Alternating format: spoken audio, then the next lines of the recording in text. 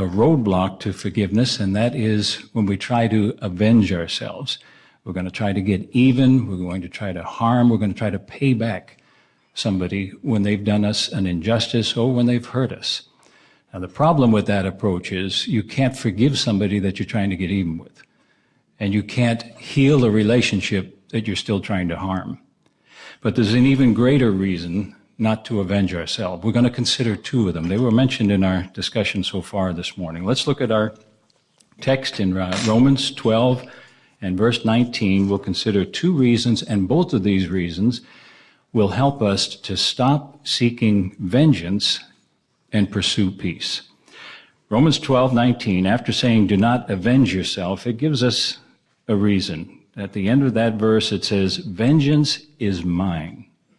I will repay, says Jehovah. So we don't avenge ourselves because we don't have the right. Jehovah didn't give us the right to do that.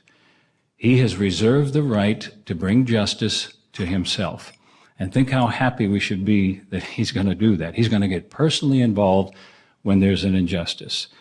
Think of what's involved in trying to bring vengeance on a situation or to somebody, a person.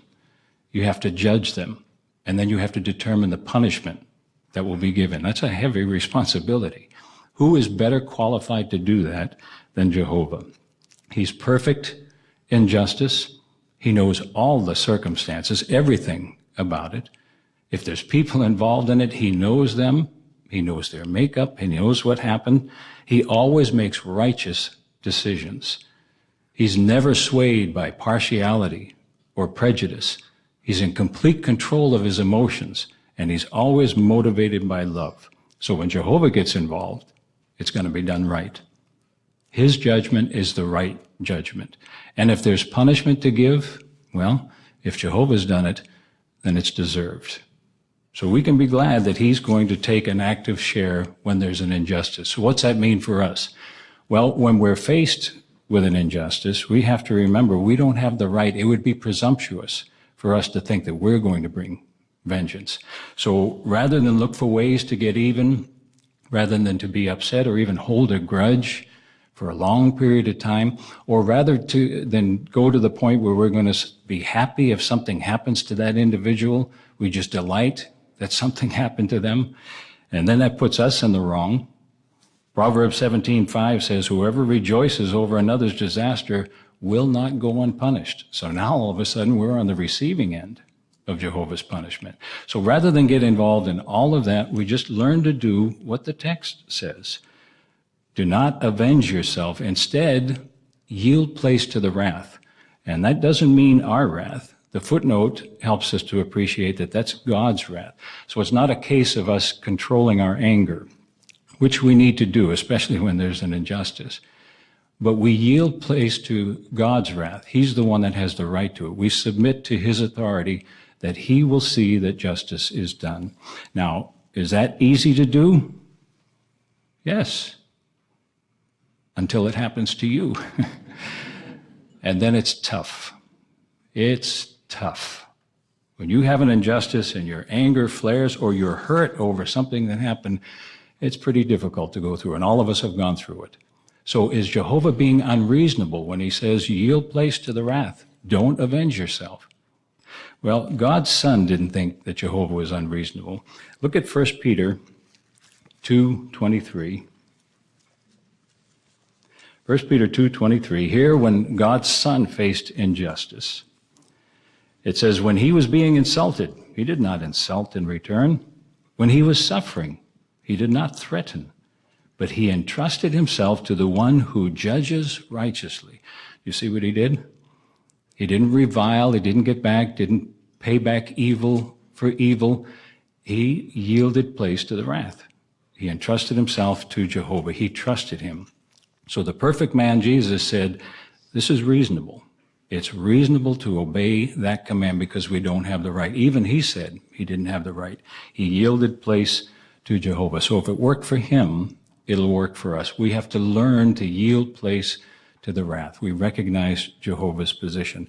Now, something else, another reason why we don't want to avenge ourselves. If you look at Romans 12 and 19, look back in that same verse, the last part, vengeance is mine, I will repay. Jehovah said he will repay. So it becomes a matter of faith. When there's an injustice, do we believe that Jehovah will see that and do something about it? It's a matter of faith. Jehovah time and again said he will do something. Deuteronomy 32:41, I will pay back vengeance on my adversaries. Exodus 34:7, he will by no means leave the guilty unpunished. And even when something happens within the organization, which many times that's the toughest to deal with, when it's our brothers and sisters and an injustice is committed, that's tough to deal with. But even then, Jehovah says, Jehovah will judge his people, Hebrews 10:30. So when we're faced with an injustice, our faith is put to the test. For example, say something happens to you. Maybe it's within the organization. There's an injustice. And then you think of the scripture in Proverbs 20:22. Do not say, I will pay back evil. Hope in Jehovah and he will save you. So the question is, do you believe it? Do you believe he will? See, here again, it's easy to say yes until it happens to you. And now we may say, well, of course I believe he will, but you don't understand what happened to me. You don't understand the pain that I've gone through. My family's got, you just don't understand that. You see, but that's not the point. And that could happen. And you look in the yearbooks and you hear other experiences, and there are times when injustice happens. It happens. But that's not the point. Jehovah said he will repay. He didn't say, vengeance is mine, I will repay. That is, of course, if something terrible happened to you, well, by all means, you go ahead and take care of it yourself. See, the point is, he said, I will repay. Now it comes to us. Do you believe it? If we do, then we'll stop seeking vengeance and we'll pursue peace. And, if possible, we'll extend forgiveness and we'll move on. There's one other thing to think about in this scripture, and Julian mentioned it in her comment. If you look at Romans 12:19, it says, do not avenge yourself, beloved. Now, here's a term that Jehovah personally used twice on 2 occasions when he talked to his son. At his baptism, Jehovah said, this is my son, the beloved.